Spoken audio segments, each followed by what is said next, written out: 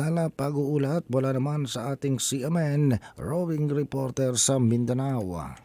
CNN Live Nationwide. Willie Boy Ramos, magandang araw sa iyo. Magandang araw din Ariel, magandang araw Pilipinas ug mayong adlaw mga taga Mindanao. Patuloy ang monitoring at assessment operations ng Philippine Coast Guard sa isang tanker type vessel na sumadsad sa baybay ng Barangay Poblacion 1, Bayan ng Burgos, Surigao del Norte.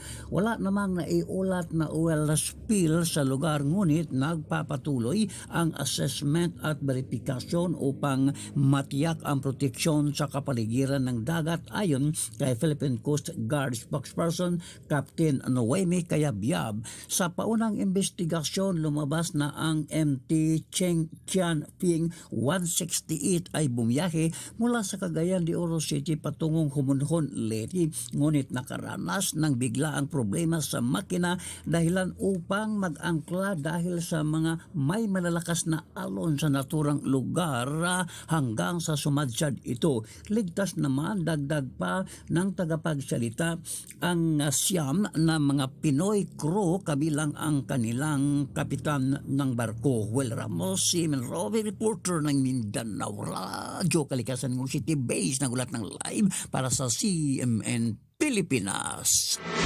CNN Live Nationwide. Maraming salamat, Willie Boy Ramos, ang ating CMN roving reporter sa Mindanao.